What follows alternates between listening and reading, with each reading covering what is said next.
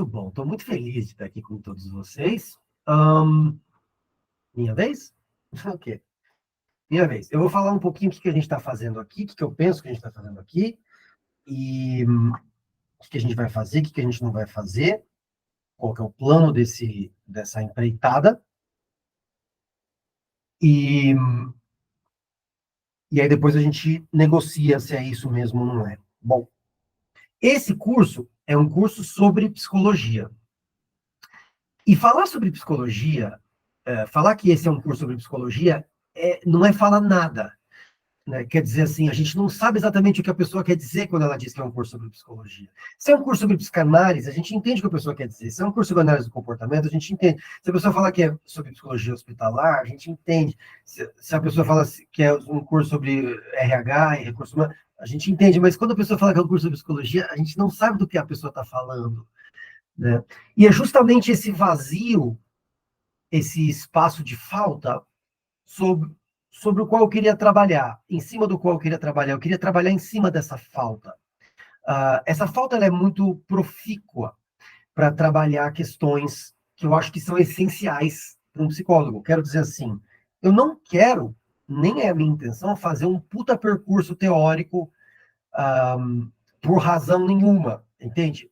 Um percurso filosófico, assim, como se a gente estivesse querendo estudar só filosofia. Não é essa a intenção desse curso. A intenção desse curso é colocar em questão a posição política que ocupa um psicólogo.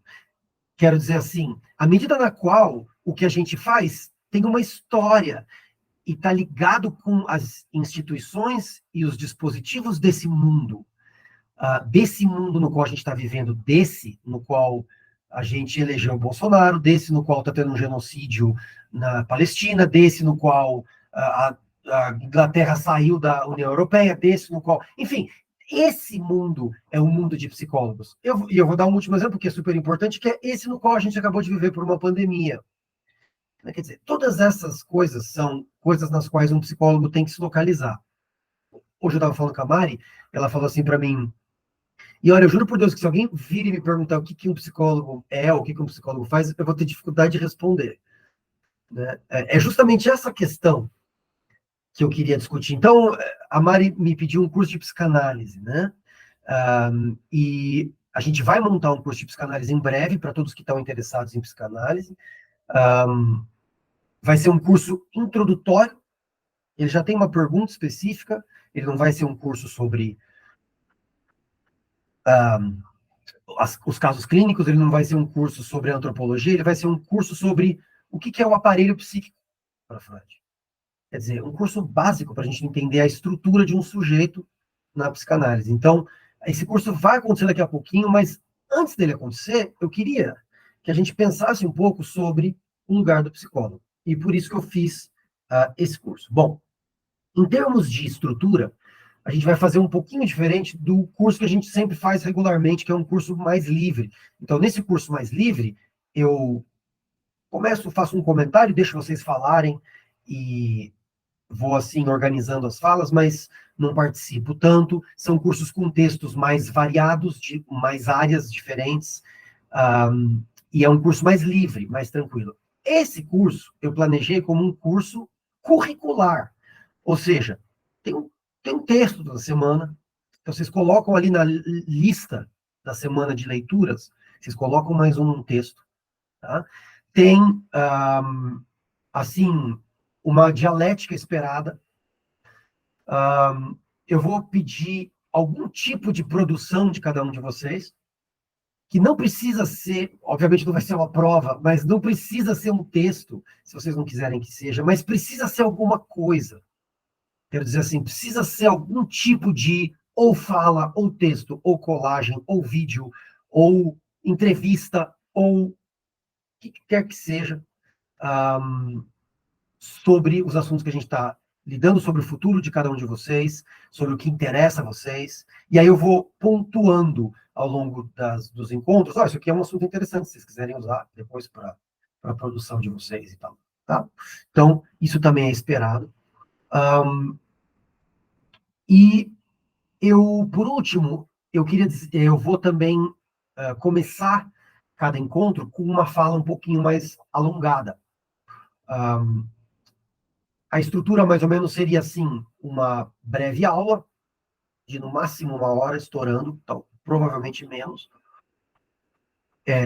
O meu plano é assim, 45 minutos, onde eu vou falando, vocês vão fazendo perguntas, vou falando. Aí uma pequena pausa de 10 minutinhos para levantar, tomar uma coca, depois eu explico por quê. Tem uma questão neurológica, acreditem ou não. E depois um segundo momento com comentários, conversas, produções de vocês, percursos, leituras, dúvidas do texto e assim por diante. Então, esse encontro em particular, outros virão, a gente faz um que é mensal, que é mais livre, com Baudrillard, com Nietzsche, sei lá o quê.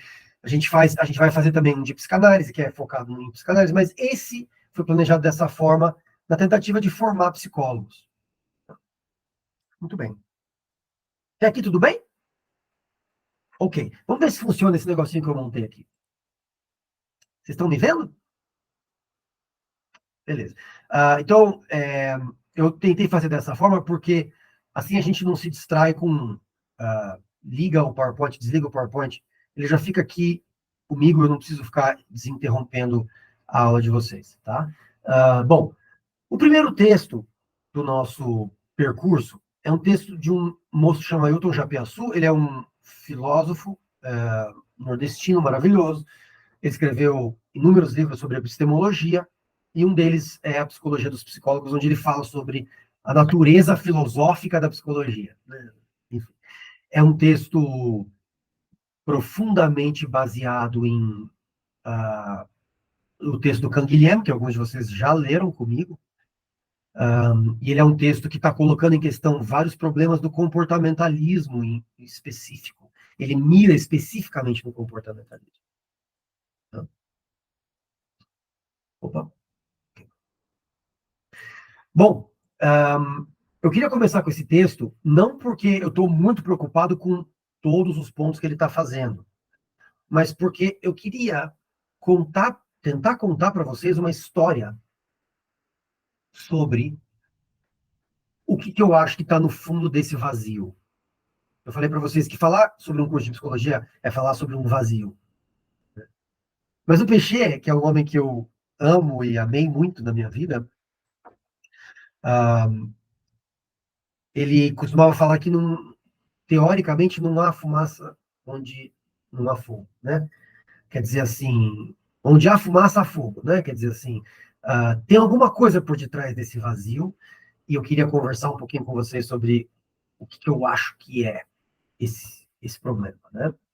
Então, ele começa, e claro, né, esse texto aqui vai estar na pasta de vocês, no Classroom, e vai estar também um link para o Amazon, se vocês quiserem ir comprando os livros, já começando a coleção de vocês. Que eu acho que é um projeto interessante de ter. Deixa eu ter uma estantezinha aqui com livros de psicologia. Né?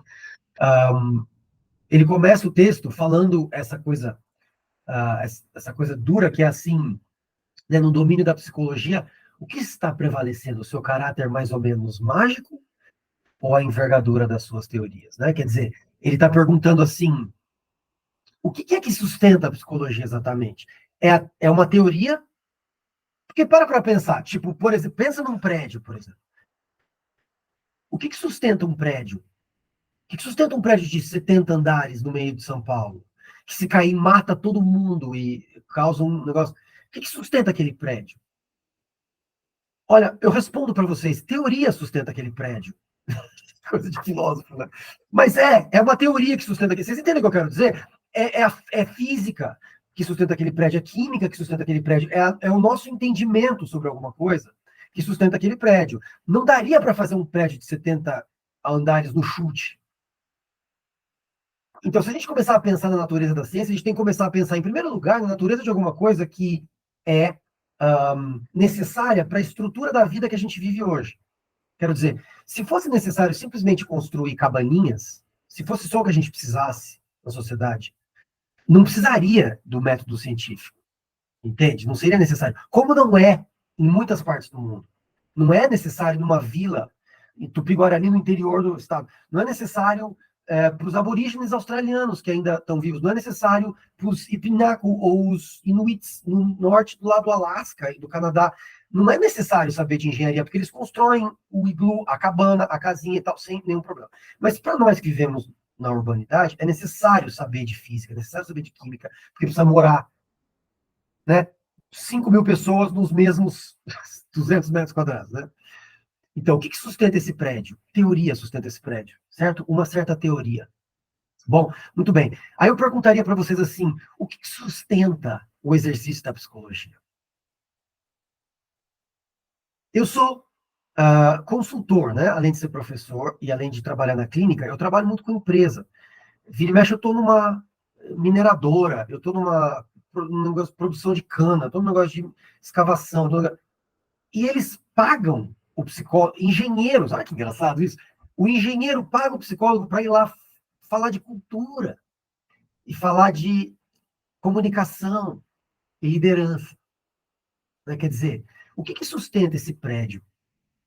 É uma teoria, que nem a engenharia, ou é um tipo de uma mágica? É isso que ele está começando o texto perguntando. Ou é tipo um encanto? Tem um nome para isso. A gente chama isso de sofismo. Sofismo virou uma palavra, um xingamento, né? Isso aí é sofismo. Tipo assim, isso daí é blá blá blá, nesse sentido. E a razão pela qual essa palavra ganhou essa conotação é porque os sofistas eram os pensadores e os faladores antes de Platão, de Sócrates e Platão. Então, em comparação a Sócrates e Platão, que estavam tentando desenvolver uma dialética correta, uma ética perfeita, uma compreensão metafísica do universo, assim por diante, esses caras que falavam ganharam essa conotação de, entendeu? O sofismo ganhou essa conotação de blá, blá, blá. O Lacan adorava os sofistas. Quer dizer, é alguma coisa específica, é um gosto específico, é dizer assim, a palavra tem um certo poder. Falar tem um certo poder. Tem consultores que eu conheço, amigos meus, que ganham muito dinheiro falando. Então, é isso que é a psicologia? Será que a psicologia é isso? Ou será que nem algumas professoras, que nem vocês falaram no começo, e algumas disciplinas querem nos convencer, a psicologia devia se objetar como uma engenharia de outro tipo? Né? Ou será que a psicologia são os testes psicológicos? Será que a psicologia é o seu encontro com a neurologia e a biologia? Assim, o que é que sustenta esse edifício? Né? Bom, é, eu queria começar nessa pergunta. E eu queria tentar, até o fim desse momentinho rápido aqui, responder essa pergunta. Depois eu vou abrir para vocês, eu vou também dar algumas tarefinhas para a semana, e aí a gente fica comprometido de ler esse texto aí para a semana que vem, tá bom? Então, hoje eu estou só dando uma introdução, eu não queria perder nosso primeiro encontro só com... Eu fico nervoso quando o professor faz isso. Faz a primeira aula só para dar o plano de ensino e falar oi e aí ir embora para casa. Eu vim até aqui, amigo, me dá uma matéria. Então, eu queria começar com essa pergunta. O que sustenta o edifício da psicologia? Tá? Bom, então, primeiro, vamos começar com um pouquinho de história, né? A questão é, assim, existe uma divisão fácil a se fazer, que é a divisão de ciências exatas e ciências biológicas e ciências humanas. É só dizer assim, bom, Vitor, claro, a psicologia é uma ciência, ela só não é que nem a matemática, ou que nem a engenharia, ou que nem, né, as suas ciências constitutivas, física, química e assim por diante, porque essas são ciências exatas. Então, a psicologia vai ser uma ciência humana, a gente vai ter as ciências exatas e as ciências humanas, né? Bom, veja, eu começaria argumentando o seguinte: as ciências humanas, elas são, por definição, a crise da ciência. O que eu quero dizer com isso? Eu quero dizer assim, veja, o termo ciência humana é que nem o termo fake news. Você sabe o que aconteceu? Vocês não têm idade para isso. Bom, o Will e o Ramiro e eu temos, mas vocês, bebês lindas, não têm idade para saber que há muitos anos atrás existia uma profissão que chamava jornalismo. Era um negócio super sério. Você não põe fé. Os caras põem um terno e gravata e uma TV falar o que está acontecendo. Era um negócio assim. Todo mundo assistia para saber o que estava acontecendo. Todo mundo assistia o mesmo programa para saber o que estava acontecendo. Ninguém checava no Twitter, ninguém sabia pelo TikTok, nada disso. A gente esperava até as 9 da noite e o William Bonner vinha dizer para a gente o que estava acontecendo, aquele cretino. Muito bem. Então percebam. Brincadeira, viu, gente? Amo o William Bonner, sou super fã do William Bonner. Se ele quiser fazer uma parceria, estou super disponível. Estou dizendo isso para dizer o seguinte: existia há muito tempo atrás uma profissão que chamava jornalismo. Por que eu estou fazendo essa brincadeira? Porque, veja, no momento em que alguém falou fake news, no momento em que alguém falou essa palavra, essa expressão, essa profissão acabou.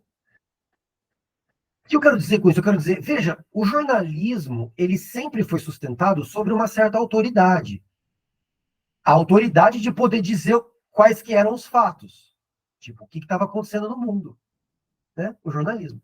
Então, the news, ou as notícias, né, eram os fatos. Quando alguém fala fake news, a ideia de notícia vai por água abaixo. Entende? A própria ideia do que é uma notícia vai por água abaixo. No momento em que tem fake news, já não tem mais real news. Porque agora tá tudo nesse mesmo balaio. Não dá mais para saber o que é o que. O William Bonner também está na internet. Ele também é só recortes no TikTok agora, junto com um outro cara falando uma outra coisa, que ninguém sabe se é jornalista ou não é jornalista, e assim por diante. Quero dizer assim, no momento em que a coisa mudou, porque nesse caso foi a tecnologia digital e uma série de outras coisas que, né, entraram no meio do jornalismo ali, e ficou impossível acreditar na autoridade do jornalista, porque vai saber se é real ou se é fake news.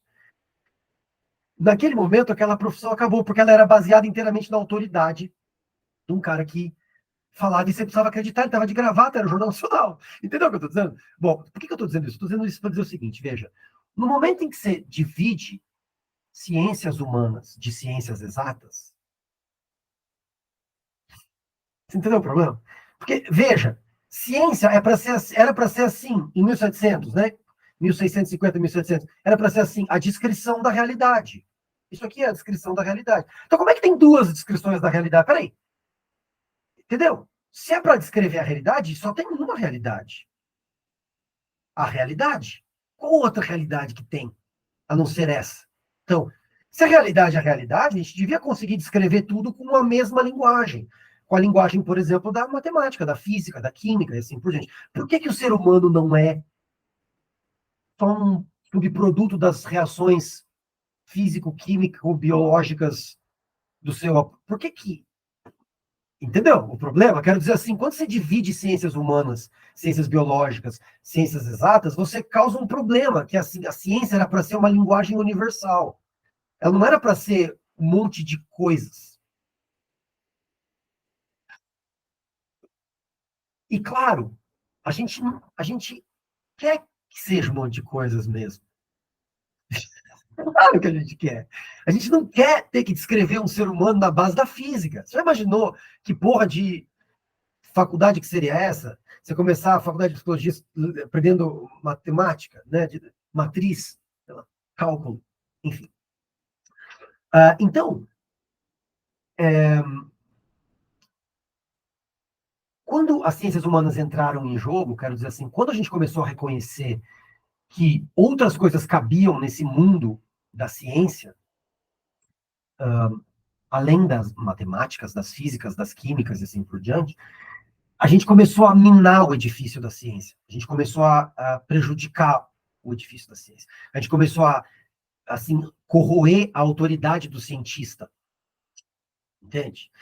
E tudo bem se você é um dos meus e você está na periferia querendo misturar psicanálise com poesia. Tudo bem. Agora, se você é um cara da avaliação psicológica e da neuropsicologia, biopsicologia, aí você tá fudido, entendeu? Porque você vai ter que passar metade do seu tempo se fazendo de juiz sobre quem que pode, quem que não pode falar com você, com os outros, tem direito de estar na mesma categoria que você está, e assim por diante. Sacou? E é por isso que você vê na internet isso acontecendo o tempo inteiro.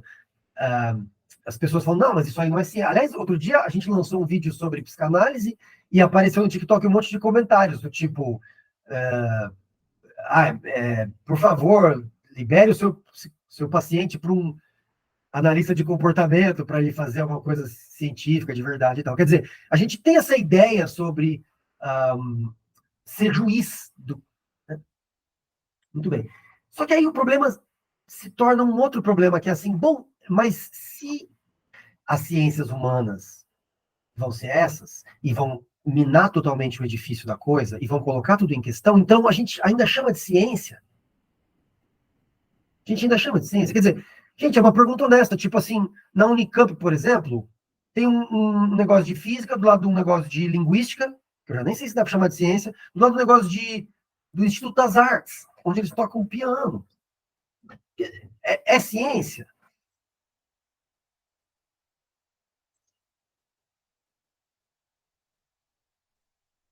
Psicanálise é ciência? Psicologia, eu não preciso falar para vocês, vocês fizeram meu curso de epistemologia, vocês sabem que não é nem ciência, nem não é ciência, porque não é porra nenhuma. É só um grupo de gente fazendo um monte de coisa diferente. Então, essa pergunta nem se aplica à psicologia. Mas, assim, se você pegar as disciplinas constitutivas da psicologia, tipo, por exemplo, análise do comportamento é ciência. É ciência que nem física é ciência. Quer dizer, estou fazendo essas perguntas por um motivo prático muito específico. Eu sei que está enchendo o saco, mas eu queria que vocês nunca mais tivessem essa dúvida. Não, tem um jeito mais claro de dizer isso. Eu queria que vocês nunca mais tentassem responder essa dúvida. Entendeu? Eu queria que vocês estivessem convencidos do fato de que essa pergunta não tem resposta. Ela não é. Quem tem resposta para essa pergunta é ignorante do que está acontecendo filosoficamente, epistemologicamente, politicamente, historicamente. Quem tem uma resposta para essa pergunta não sabe do que está falando, eu te prometo. Porque não dá para dizer isso daí. Historicamente, não dá para dizer isso daí. Se você decidir que ciência é um espaço de investigação com um método rigoroso e assim por diante, aí um monte de coisa é ciência, inclusive terraplanismo é ciência. Se você decidir que tem um método específico que define a ciência, tipo, por exemplo, um dos métodos clássicos empíricos, aí quase nada vai ser ciência. Porque economia não vai ser ciência, história não vai ser ciência, sociologia não vai ser ciência, algumas partes, inclusive da biologia e da química, não vão ser ciência. Sobra muito pouca coisa. Então, essa pergunta é inútil. O que eu queria que vocês se perguntassem, o que eu queria mesmo que tivesse no coração de vocês, não é isso. Vocês seis estão aqui, o Wes não veio, a Júlia também não veio. O que eu queria que vocês se perguntassem não é isso, se existe, se é ciência ou se não é ciência, que tipo de ciência que é isso, é besteira. Eu queria que vocês, assim, profundamente se convencessem que isso é papo de otário, que isso é papo de Mauricinho, que isso é papo de gente que nunca leu filosofia, psicologia de verdade, nada sério, que ficou lendo no máximo manual e teste, não sei o que e tal, e não se aprofundou, e quer carteirar, e quer jogar a lição de moral nos outros, e não está afim de conversar. Essa discussão é inútil. O que eu queria perguntar mesmo é assim, dado esse caos todo, o que é que vem depois disso tudo? E nós estamos prontos para o que vem depois disso tudo? Porque, tipo, por exemplo, psicanálise bomba nas redes. Mais do que análise de comportamento, eu diria até, no Brasil. Mas também bomba os coaches, que o Ramiro estava falando antes. Né? Também bomba a autoajuda, também bomba o besterol. Tem Christian Dunker no YouTube, falando um monte de coisa linda, maravilhosa, meu professor na USP. E aí ele tem, tipo assim, sabe, 50 mil seguidores, e aí tem, tipo, uma mina de 15 aninhos com 500 mil seguidores, falando como que ela acha que você devia tratar o seu namorado. Entendeu o que eu estou dizendo? Quero dizer, é esse o problema que eu queria que ficasse com vocês hoje. Que é assim, não é uma questão de se é ciência ou se não é ciência, isso é papo de perdedor, losers intelectuais, assim, isso é papo de quem quer perder tempo. Essa não é a questão. A questão é assim, a gente está pronto para o que está vindo? A gente está pronto para negociar, não com o pessoal da física, mas com o pessoal da autoajuda? A gente está pronto para negociar com as influencers de 16 anos, que tem muito mais a dizer sobre como você devia se comportar do que os maiores psicólogos do Brasil, que ficaram sabendo antes de ontem que tinha TikTok, Instagram e assim por diante. Sabe assim? Essa que é a questão, é assim, a gente dá conta do que vem depois da ciência. Eu vou perguntar de outro jeito que fica mais claro, porque vocês todos são jovens, eu fiz esse curso para pessoas jovens. O William e o Ramiro, por mais que não queiram admitir, são jovens. Então, eu fiz esse curso para jovens, e a pergunta que eu deixo para os jovens é assim, você dá conta de ser psicólogo numa era pós-científica?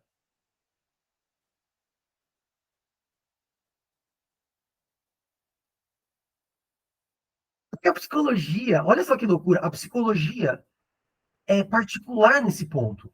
Eu vou chamar a Mariana, eu só vou terminar essa frase. A psicologia é particular nesse ponto, porque enquanto que o físico pode se encolher na coisinha de tartaruga dele, como é que chama? A concha de tartaruga dele, e falar assim, não, mas é ciência aqui. Aqui dentro é ciência. Enquanto ele pode se encolher na conchinha dele, o físico pode fazer isso, o químico pode fazer isso, até talvez o biólogo possa fazer isso. O psicólogo não tem esse luxo, porque a psicologia nunca foi ciência. Ela já nasceu quebrando o edifício da ciência em pedaços. Então, a gente não tem o luxo de dizer assim, não, não, vamos voltar para a ciência e ficar escondidos aqui nos laboratórios, porque o nosso trabalho é com as pessoas, é com a fala, é no mundo. Mari, Então, eu tava pensando agora, né? Será que esse pessoal da psicologia que insiste em ficar falando, igual nos comentários do TikTok, tipo assim, ai, você tem que tratar o seu paciente com psicologia científica, psicologia baseada em evidências. Será que esses profissionais não estão demonstrando um sintoma, um medo, assim, de tipo, eles estão percebendo que a gente tá indo para esse momento da pós-ciência, mas eles ainda estão resistentes, tipo assim, não, vem pra ciência, isso aqui é isso, sabe? Tipo, isso aqui é a verdade, o que tá pra depois disso não é. Então, eles estão criando nomes e, tipo, esses. Não sei, eu tô pensando nisso agora, eu não tinha parado pra pensar, porque eu tô percebendo essa onda crescente, sabe? No Instagram, no TikTok, tipo, não, porque a psicologia de verdade é a psicologia baseada em evidência, a psicanálise não é baseada em evidência, não sei o quê. Então, parei pra pensar agora, eu acho que pode ser um sintoma, talvez, né? Não sei. Tô chutando o aqui. orgulho eu não, nem cabe em mim, eu tenho vontade de chorar de orgulho. Will, fale. Na verdade, eu queria complementar essa questão da Mari com alguma coisa que também vai para o lado oposto. Porque a gente tem a gente ali que está sugerindo fazer terapia com psicólogo cientista, mas do outro lado a gente tem gente procurando, por exemplo, psicólogos cristãos. Aí agora com todo esse questionamento, eu fico perdido assim, meu Deus, a gente está ali entre o científico e entre o religioso, acho que vem muito nessa provocação que você faz, assim.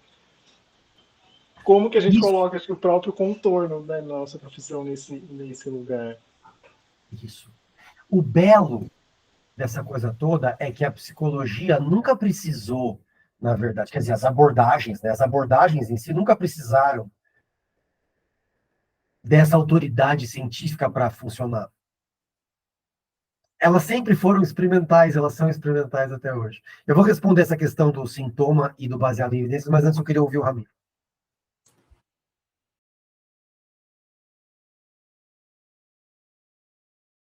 Então, complementariedade, beleza. Então, eu vou começar do começo, tá?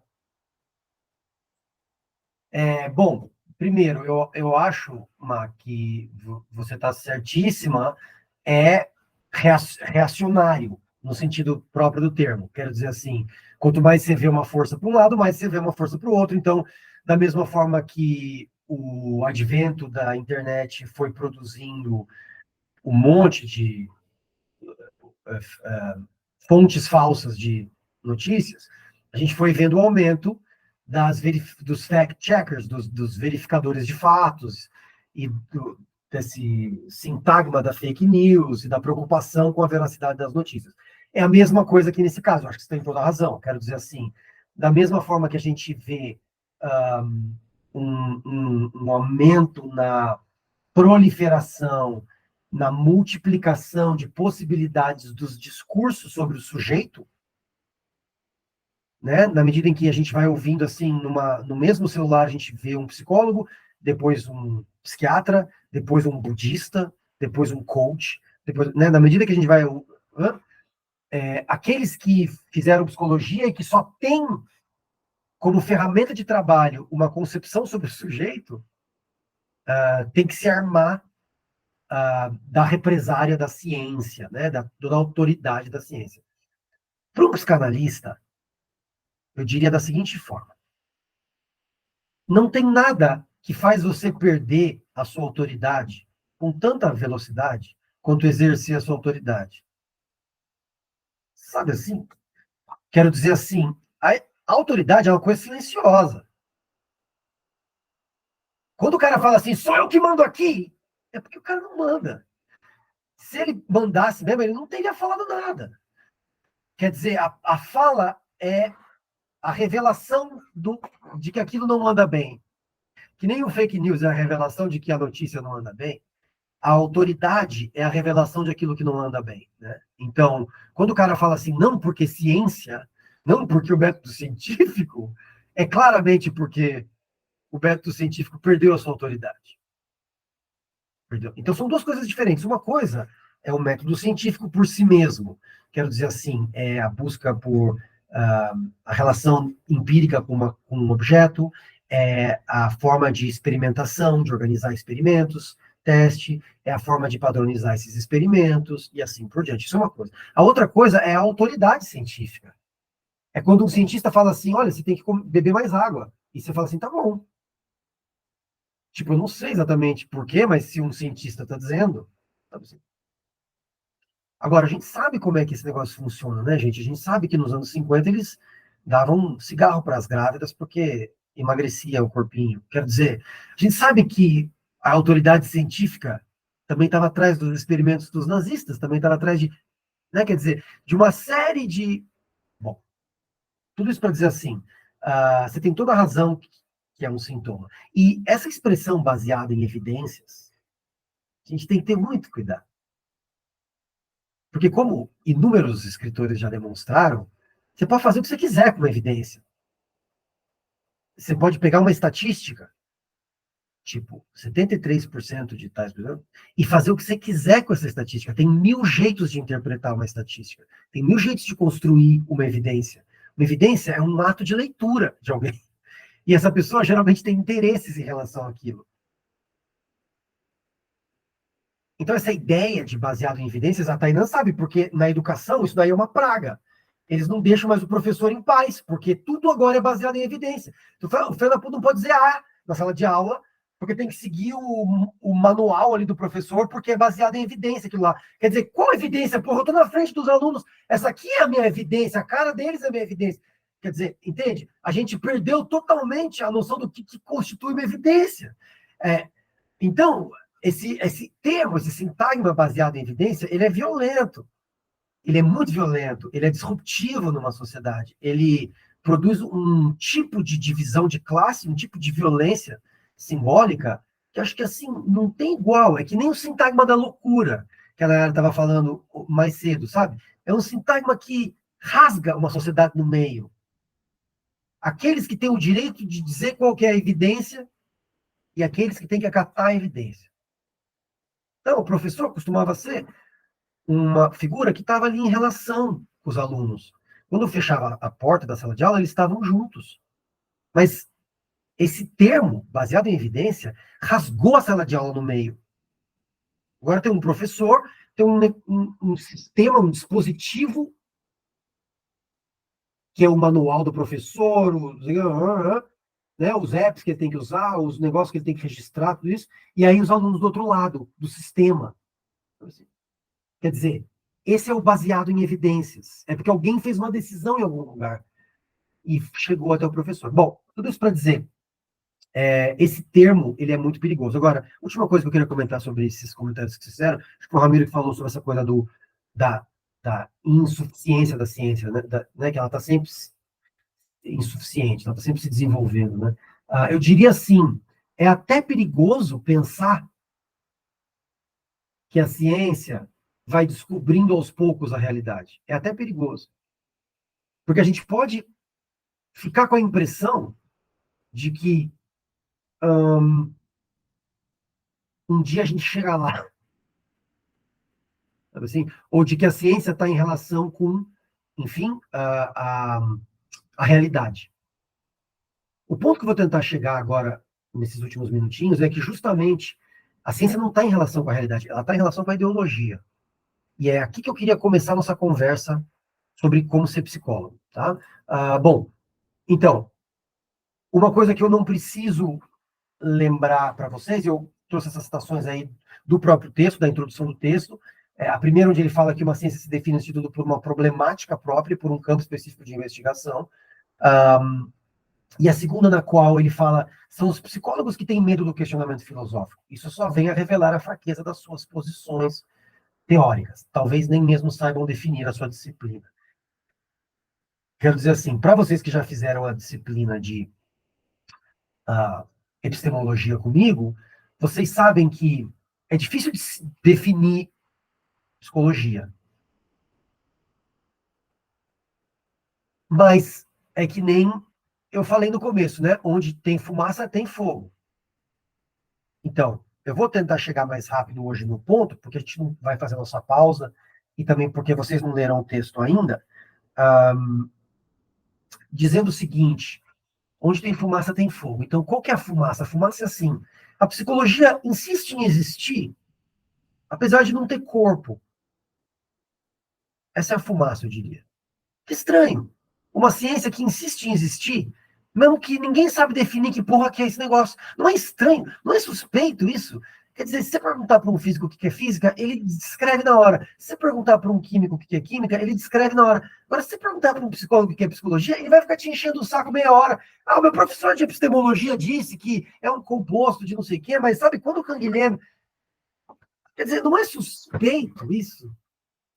Não é suspeito que a psicologia exista, apesar do próprio corpo, apesar do seu próprio corpo. O que isso revela? O que isso revela? Bom, é aqui que eu acho que eu tenho alguma coisa a contribuir com vocês. É aqui que eu acho que eu posso dar uma resposta para vocês que vocês não têm. E vocês não têm essa resposta por um motivo específico. Não é um chute da minha parte. É porque, para você ter essa resposta, você precisa ter estudado especificamente esse campo. Tá? Então, tudo bem. Então, agora são 3h12. Eu cheguei no ponto. Tá? Em algum momento, geralmente, eu falo, eu cheguei no ponto. Hoje, às 3h12, eu cheguei no ponto. Tá? Então, se vocês quiserem anotar, anotem. Se vocês não quiserem anotar, não anotem, mas é aqui que eu estava chegando toda essa discussão. É isso que eu quero que vocês levem com vocês. Tá? A razão pela qual a psicologia existe não é contingencial. Quero dizer assim, não é por um acaso que ela existe. E não é porque está faltando alguma coisa nesse lugar aqui da torta. Não é assim, já tem sociologia, já tem economia, já tem história, está faltando psicologia. Não é por isso. Tá? A psicologia não existe por causa de uma coincidência ou por causa de uma dúvida. Ela já fazia parte da filosofia também, ela podia ter sido parte das ciências sociais, tinha muitos destinos para a psicologia, mas não. Ela se formou numa disciplina específica, mesmo não tendo campo, mesmo não tendo objeto. E existe um motivo específico para isso. Esse motivo, como sempre, ele é histórico, ele é ideológico. E eu acho que todo psicólogo que não sabe disso, que é a A grande maioria dos psicólogos do mundo, menos os 7 que estão aqui hoje, vocês deram sorte. Ficou barata. Já ficou barata. Está na promoção. O que eles não sabem é o seguinte: a ideia de um sujeito com seus temores e a sua história pessoal, produzindo comportamentos específicos, individuais. Essa ideia de que eu sou eu e você é você, e nós somos duas pessoas diferentes, essa ideia, ela é novíssima, ela é recente, ela foi criada, ela foi confeccionada, porque a revolução material, econômica do mundo precisava dessa ideia. A modernidade produziu uma necessidade de indivíduos. Era o mito da meritocracia, era o mito da liberdade individual, era o mito da posição do sujeito de direito numa sociedade, era o mito da democracia, que fez com que a derrubada, como é que chama? O presidente, quando derrubaram o Lula, a Dilma, tem um nome para isso, é uma palavrinha pequenininha. Tiraram a Dilma e colocaram o golpe que chama. O golpe. Isso. O golpe da burguesia em relação à aristocracia daquela época precisou dessa ideia.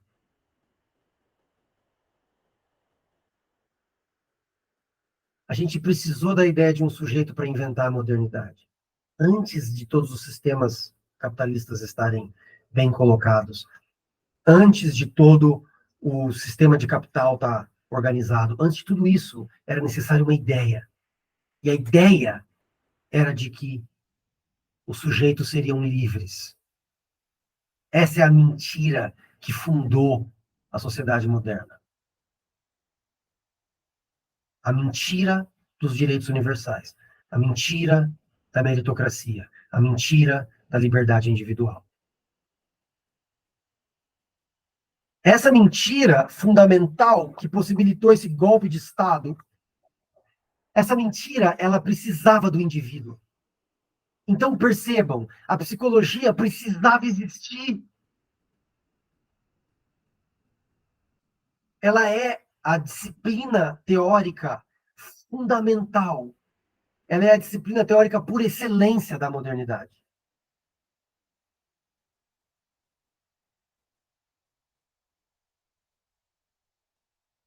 O Althusser chama isso de efeito ideológico elementar. Ele quer dizer com isso, efeito ideológico elementar. Efeito ideológico elementar é o seguinte: é o efeito antes do qual nenhum outro é possível. Então, por exemplo, levanta a mão aqui quem se considera mulher. Levanta a mão aqui quem se considera homem. Levanta a mão aqui quem se considera brasileiro. Levanta a mão aqui quem se considera branco. Levanta a mão aqui quem se considera pardo. Percebe como é que está indo? Quero dizer assim, todos esses são efeitos, certo? Então, por exemplo, se tivesse um negro aqui na turma, negro é uma coisa que não existe, a não ser que exista um branco, certo? Claro, o negro na África não acha que é negro, né? Não acorda. Nossa, como eu sou negro, né? Ele é só um ser humano. Ele vira negro quando o branco olha para ele e fala, negro. Percebe? Mesma coisa para mulher e homem. Quer dizer, mulher não existe no vazio. Mulher existe porque tem homem. E homem existe porque tem mulher. O homem olha para a mulher e fala, mulher. Quer dizer, né? Existem inúmeros efeitos sobre os quais a gente funciona. Efeito de ser mulher, ou homem, efeito de ser brasileiro, ou americano, efeito de ser pobre ou rico, efeito de ser bonito ou feio, efeito de ser... e assim por diante. Esses efeitos, eles precisam, todos eles, de um primeiro. Tipo, que nem o anel do Senhor dos Anéis, sabe? Tem um que controla todos os outros. Isso nerd. Tem um que controla todos os outros. Um que organiza todos os outros. Um que tem poder sobre todos os outros. Esse efeito é o efeito ideológico elementar. É o primeiro. é aquele que convence um sujeito de que ele é sujeito. A primeira coisa, antes da gente aprender que a gente é negro ou branco, que a gente é pobre ou rico, que a gente é inteligente ou burro, a primeira coisa que a gente aprende é que a gente é um e o outro é um outro. Os pais falam isso pra gente, eles falam, minha filha não faz assim. Eles falam pra gente, a gente vê eles olhando pra gente, assim, e percebe que eles estão esperando de nós o comportamento de um indivíduo. Esse é o efeito ideológico elementar. É uma loucura a gente pensar isso, mas isso não existe desde sempre. Isso não é uma atitude natural de seres humanos. Isso é uma construção moderna. E eu estou dizendo isso porque eu queria transmitir para vocês a importância de entender que a psicologia, ela é talvez a coisa mais necessária que existe numa sociedade. Num sentido muito louco. Num sentido muito louco, ela é infraestrutural, que nem encanamento ou eletricidade. A psicologia é infraestrutural no sentido de que é necessário que existam pessoas que garantam, no campo do conhecimento, né, que garantam que esse sujeito existe. Da mesma forma que os físicos nos dizem que a Terra não é plana, da mesma forma que os biólogos nos dizem que a gente não nasceu há 6.000 anos atrás, de Adão e Eva, existem psicólogos para nos dizer que nós somos todos indivíduos, que nós todos temos as nossas experiências individuais, as nossas vidas, os nossos gostos, as nossas trajetórias e os nossos direitos internos. Esse é um aspecto infraestrutural da sociedade. Que nem o cara que cata o lixo. O psicólogo existe para garantir que a nossa ilusão permaneça intacta.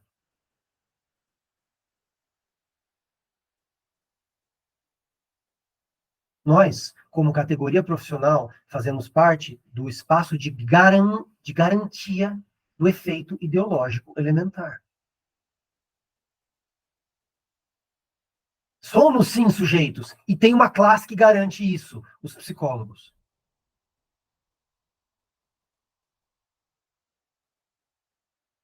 E é por isso, gente. Agora vocês entendem mais ou menos como é que eu respondo essa pergunta sobre o que essa confusão revela?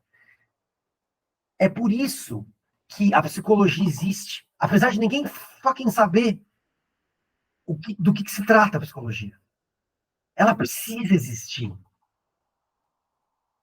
Esse lugar já estava ocupado para nós. Quer nós inventássemos uma ciência ou não.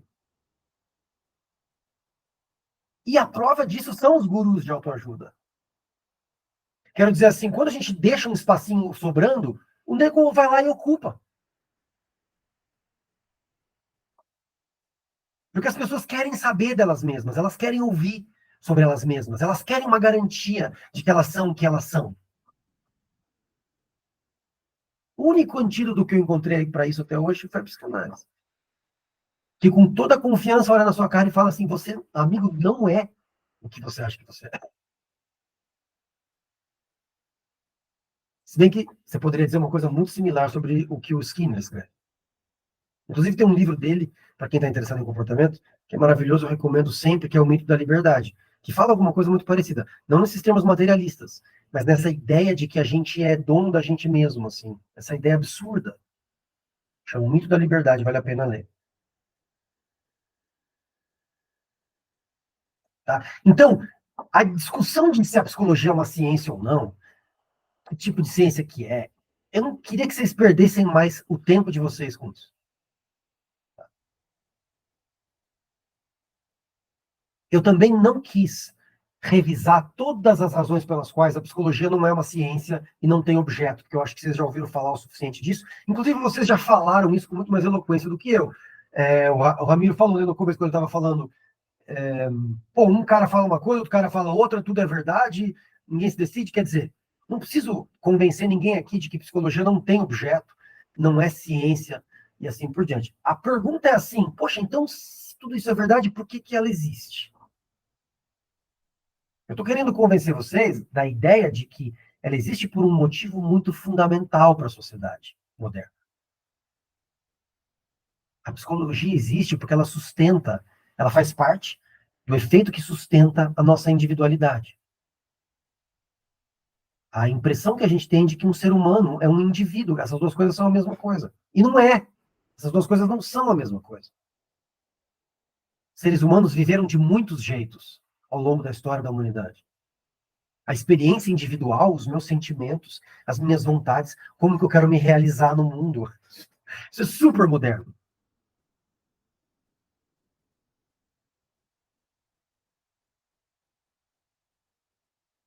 Eu sinto que esse é o primeiro passo para a gente começar a clarear o que é um psicólogo. A gente começar nos desfazendo das nossas ilusões. Vocês fizeram no terceiro semestre, acho que a maioria está aqui, está na USP, né? Vocês fizeram no terceiro semestre estágio básico. Vocês devem ter assistido aquele filme dos gorilas. E o Anthony Hopkins, foi eu que coloquei aquele filme para o curso. Antes a gente usava um da Drew Barrymore, que era horrível. Aí o Anthony Hopkins pega o Cuba Gooding Jr. e afaga, assim, ele está quase matando ele. E ele fala, o que eu tirei de você? E aí ele escreve o meu controle. Ele fala assim, seu imbecil, você nunca teve controle. O que eu tirei de você? Ele fala assim, as minhas ilusões. E ele fala assim, muito bem, o cara ainda sabe aprender. Só perdeu um pouquinho de pele e as suas ilusões. Quer dizer, eu acho que a gente começa perdendo as nossas ilusões. E a ideia de que a psicologia um dia vai chegar lá é ridícula. A ideia de que a psicologia é uma ciência que está nascendo e, portanto, não se desenvolveu ainda numa ciência total é ridícula. Essa ideia é ridícula. Não é isso que está acontecendo historicamente, não é isso que está acontecendo politicamente. Uma ciência, isso que a gente chama de psicologia, um campo do tipo da psicologia, não se sustenta. A razão pela qual ela existe é porque ela precisa existir. Ela é parte estrutural de uma sociedade. Da mesma forma que a escola é parte estrutural de uma sociedade, da mesma forma que o jornal, a igreja, a família, o exército, a polícia, a prisão, o hospital são estruturas, aparelhos do Estado, a psicologia também é. É uma das formas de garantir que cada um mantenha esse efeito ideológico elementar.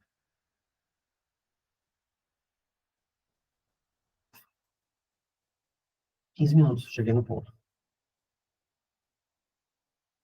Comentários.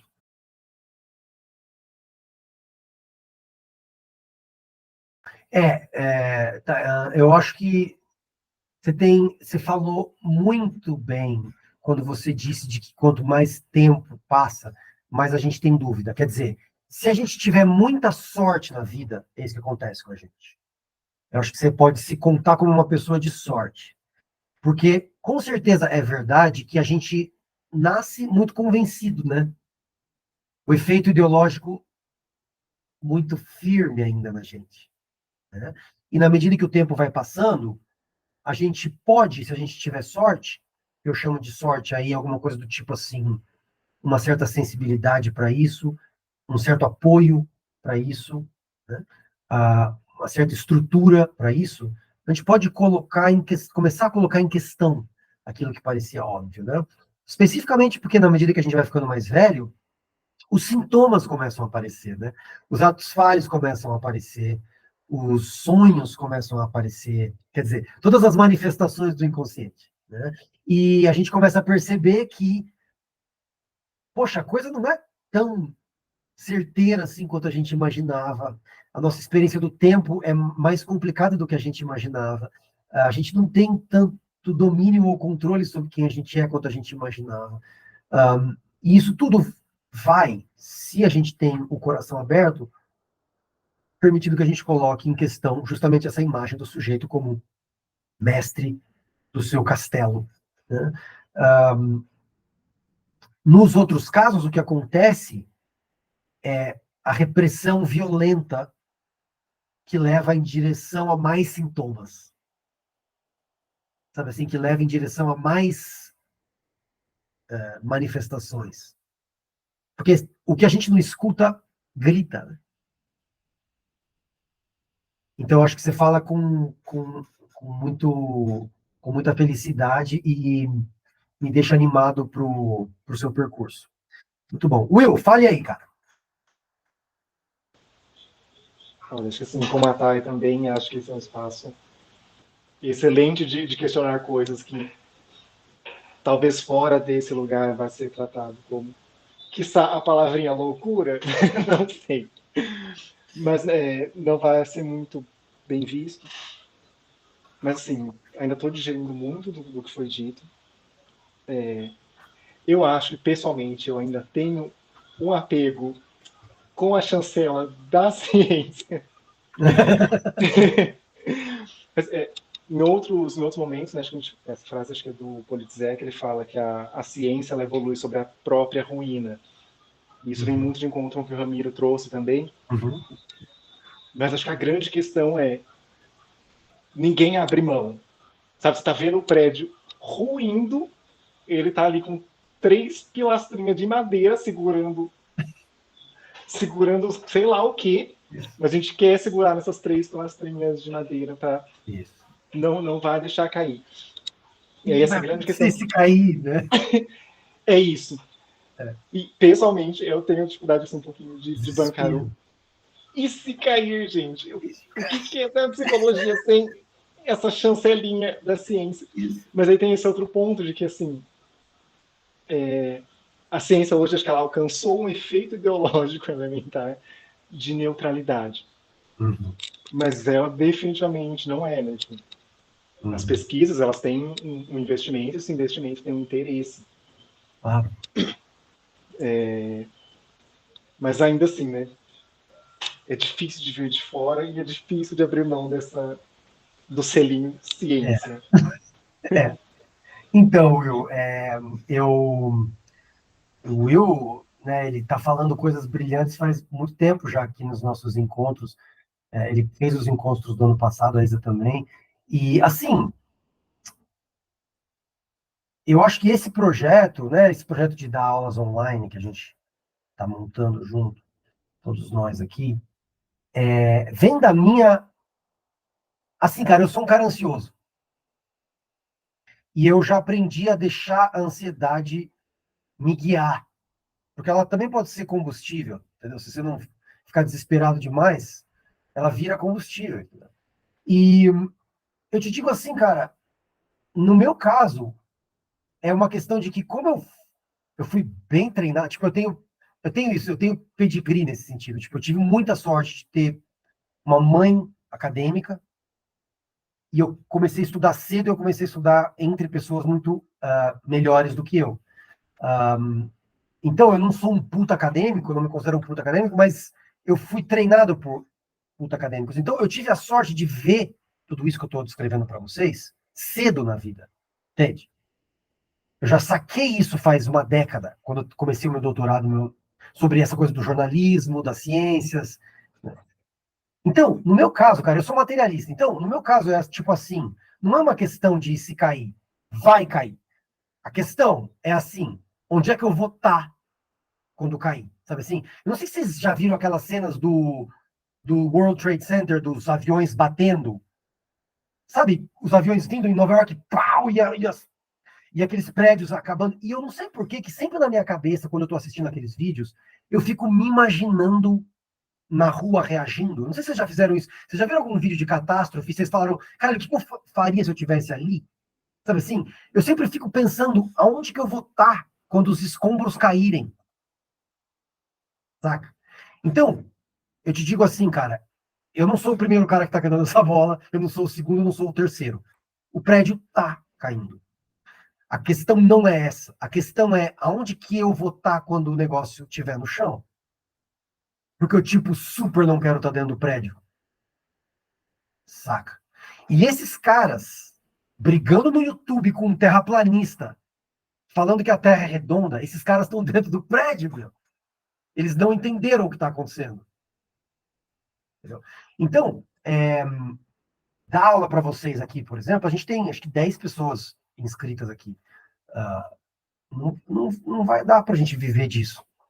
Mas a gente precisa construir sistemas que nem esse. Olha que maravilha isso aqui, gente. Vocês estão tendo uma aula sobre um assunto que vocês queriam ter. Eu estou dando aula que eu queria dar.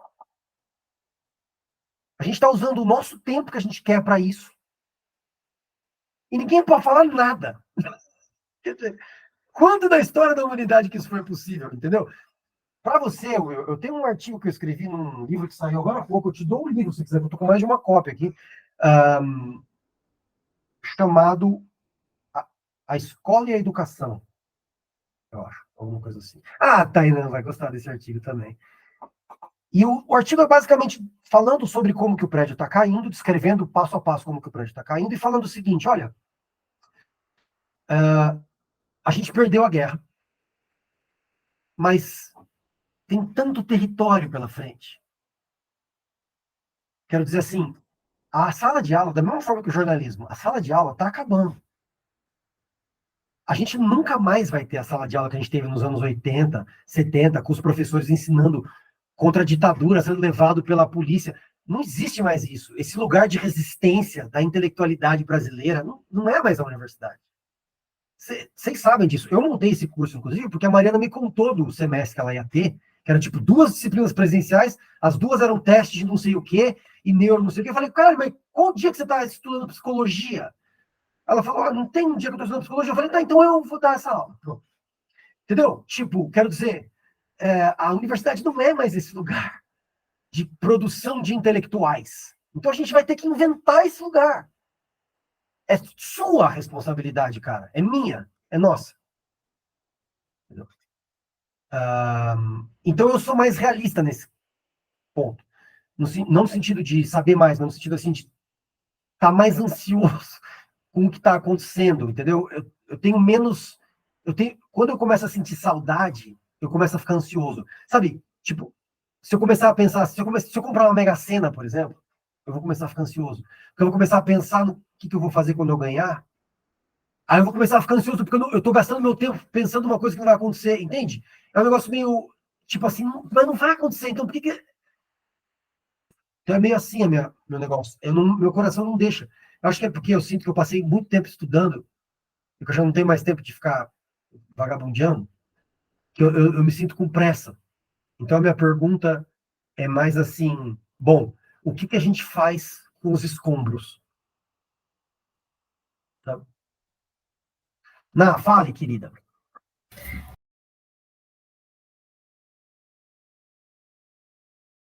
É isso mesmo. A gente vê que as intervenções mais eficazes no caso do sofrimento psíquico profundo que você está descrevendo, nesses casos da loucura, né, disso que a gente chama de loucura, são justamente as intervenções que tem que se ver com a reintegração. Como no caso da Nise, por exemplo, que vocês já devem ter assistido esse filme, né? Como no caso das políticas do CAPS, de reintegração, de não internamento e assim por diante. Quer dizer, a gente percebe que o único antídoto para essa forma de sofrimento psíquico é a reintegração. O que deve contar para nós que a sua origem deve ter sido algum tipo de alienação, então. A história do sujeito louco é a história da alienação, é a história da exclusão, é a história da violência social, é a história da elitização que você está falando. Então isso é muito bonito que você tenha conseguido formular essa ideia. Isso é muito importante. A gente precisa de mais psicólogos assim, preocupados com esse processo de alienação e exclusão e preocupados com as formas de começar a desandar esse processo, fazer desandar esse processo.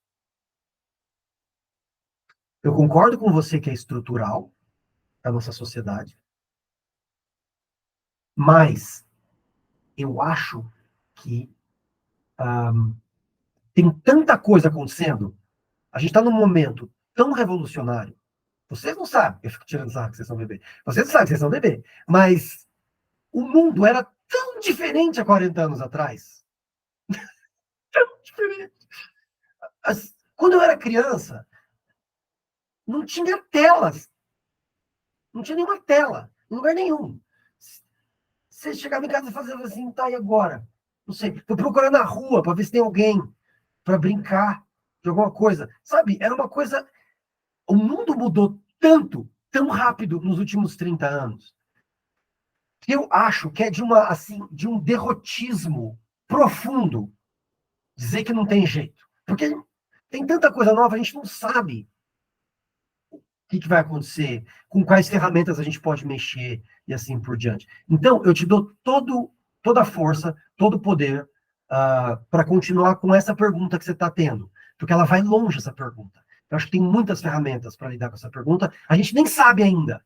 Quem que sabe qual que é a próxima coisa que a gente vai conseguir inventar para retomar as pessoas, para reagrupar as pessoas, para desalienar as pessoas, para colocar as pessoas de volta num espaço de reconhecimento. Olha, você sofre, mas eu estou te vendo. Você sofre, mas você existe. Você sofre, mas você tem nome. Você sofre, mas você pode fazer esse trabalhinho aqui. Você pode participar assim. Você pode ser reconhecido dessa forma e assim por diante. Então, acho que está num caminho muito poderoso. Amigo, manda uma aí.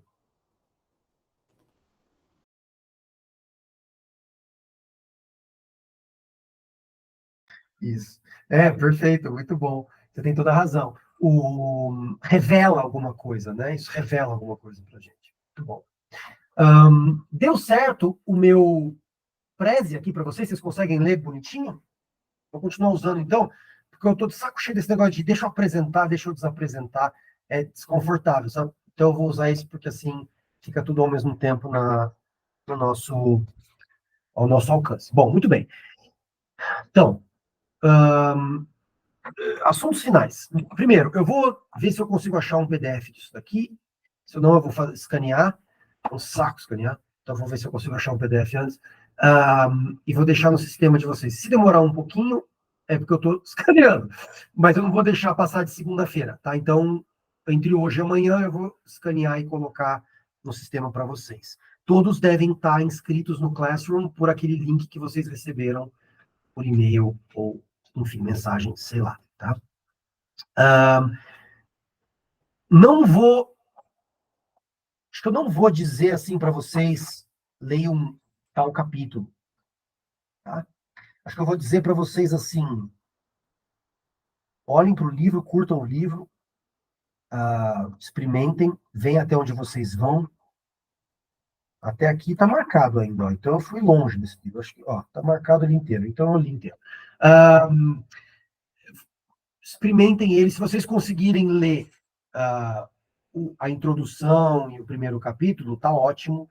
Mas vocês não precisam ler o primeiro capítulo. Vocês podem olhar no índice e ver assim: eu gostei desse daqui. Vou ver esse daqui. Ou vou ler só a conclusão. Meu pai fazia isso. Ele era preguiçoso. Ele lia a introdução e a conclusão. E depois ele ficava fingindo que ele leu. Então, essa é uma estratégia possível. Tá? Fica aí para vocês. Então, primeira coisa é tarefinha de casa aí. Fica a leitura. Tá? Semana que vem, eu queria continuar com ele. Então, eu queria fazer pontos mais específicos, ler com mais cuidado algumas questões pontuais, assim, e vai ter bastante mais tempo para vocês falarem. Então, como é que eu quero organizar os encontros normais? Eu quero organizar eles... não vai ter aquelas apresentações, né, que a gente já fez, então a gente vai começar exatamente às 2h. Eu vou falar por um tempinho, levantar os pontos que eu acho importantes, eu não queria deixar de fazer, passar a teoria. A gente faz uma pequena pausa de 10 minutinhos, vocês levantam, comam alguma coisa ou bebam alguma coisa. É importante oxigenar o cérebro. Eu sei que vocês vão rir da minha cara, porque é assunto de neurologia, mas um pouquinho de luz do sol, um pouquinho de água, um pouquinho de circulação de oxigênio faz toda a diferença para manter acordado, para manter vivo o negócio, tá? Então a gente faz uma pequena pausa e aí a gente retoma com os comentários de vocês, os trabalhos de vocês e assim por diante. Essa é a primeira coisa que eu queria falar. A segunda coisa que eu queria falar é vocês podem contar comigo para ajudas em relação ao projeto de vocês do semestre. Vitor, não sei o que eu faço, não sei o que eu escrevo, não sei o que eu falo, assim por diante, tá? Vocês podem escrever uma coisa curta e ler na sala de aula em algum momento. Vocês podem escrever uma coisa curta e me mandar. Vocês podem escrever uma coisa mais longa. Vocês podem não escrever, só organizar os bullet points, assim, e aí ir falando. Vocês podem fazer algum tipo de montagem, né, audiovisual, sei lá. O pessoal aí é talentoso com isso daí. A Mariana eu sei que manja. O Will é mais ou menos, mas a Mariana eu sei que manja. É covardia, né? Dar opção audiovisual numa turma com o Will é covardia, né? Ele vai humilhar o pessoal, mas tudo bem. Enfim, como vocês quiserem, vocês pedem ajuda, eu ajudo vocês, tá? Essa é a segunda coisa. A terceira coisa é o seguinte, eu andei repensando esse negócio de gravação. Eu gravei, né, hoje, e eu queria, se vocês dessem permissão, disponibilizar isso aí no canal. Talvez possa até cortar a parte das introduções, né, que vocês se expõem e tal. Posso cortar essa parte, deixar mais a parte da minha fala. Mas eu acho que é uma coisa legal de ter, sabe? Um registro do que a gente está fazendo. Então, se vocês pudessem me responder, me dar um ok, assim, eu faria uma edição para não ficar as falas iniciais de vocês falando sobre vocês mesmos e tal, mas eu deixaria a parte da minha exposição, da discussão, porque eu queria... Claro, não vou publicar isso agora, nesse momento, porque não tenho tempo de editar rápido, sim, mas eu queria deixar isso registrado tanto para nós, quanto para alguém que queira, sabe assim, curtir essas ideias junto. Então, se vocês não se importassem, eu deixaria para o futuro aí fazer a edição e colocar isso aí no canal, tá? Mari, fale, meu anjo. Não, eu só queria pedir permissão também, porque a gente tem o canal no TikTok, né? O perfil lá no TikTok. Então, eu pensei em fazer recortezinhos, assim, de 5 segundos, 10 segundos. Não tão pouco assim, não sei, 30 segundos sobre alguma parte legal, que alguém esteja falando sobre o assunto da aula do dia, e postar lá, sabe, para gerar curiosidade. Então, se alguém não quiser aparecer, é só falar, ó, não quero aparecer no TikTok. Aí eu não coloco a Não tem parte da problema pessoa. nenhum. Perfeito, ótimo. Aí, se todo mundo topar também, eu coloco alguma coisa em outra, só para o pessoal ficar mais interessado, sabe? Ver mais ou menos o que acontece, enfim. Não é nada muito agressivo, né? Até porque a gente tem 3 seguidores e uma vaca, mas assim, é gostoso a ideia de ir acumulando produção, sabe? É gostoso uma produção que não seja efêmera, né? A produção do professor é tão efêmera por natureza, né? Acho que é por isso que a gente ganha mal também, né? Tipo, um artista, quando ele fica bem sucedido, a coisa fica registrada, né? As coisas que o Christopher Nolan fez estão registradas, as coisas que o Pitangui fez estão registradas. Está tudo registrado, né? Mas o que o professor faz, o cara pode ser o melhor professor do mundo, desaparece ali na hora, né? Ele faz e some. E é uma coisa tão bonita que a gente faz aqui junto. Eu acho que valeria a pena registrar, nem que fosse só para a gente reassistir, né? Só para a gente ter com carinho e guardar com carinho. Então fica aí uma possibilidade para a gente. Depois vocês entram em contato aí, ó, Vi, né? Acho que se puder deletar, ou então eu não quero fazer parte, ou então vou desistir dessa aula, aí eu não publico. Mas se vocês não se importarem, também não vou focar na cara de ninguém, não vou expor o discurso pessoal de ninguém, obviamente nunca colocaria ninguém falando de si mesmo, dos seus problemas, assim por diante, né? Óbvio, isso é senso comum. Bom, fora isso, gente, vocês têm meu contato, a gente vai ter o Classroom, eu acho que a gente pode ir negociando dessa forma, tá bom? Eu acho que a Mariana tem as manhas de edição. A minha intenção era colocar assim, o texto das perguntas ou comentários que vocês fazem, e aí a minha resposta, porque fica menos complicado, né? Mas está ótimo. Então tá bom, gente. Último comentário, última coisinha. Era isso que vocês estavam esperando? Era isso que vocês estavam querendo? Tão felizes? Faltou alguma coisa? Se não, vocês veem como o tempo passa rápido, né? Mesmo com pouca leitura hoje, a gente conseguiu encher as 2 horas. Então, a gente tem que cuidar com isso daí. Bom, de qualquer forma, eu encontro vocês, então, sábado que vem, e eu vou passar esse livro para vocês até no máximo finalzinho do domingo. E se eu esquecer alguma coisinha, por favor, entre em contato, me mandem mensagem e a gente vai agitando. Tá bom? Bom descanso, gente. Bom sábado, bom domingo. Beijo. Até semana que vem.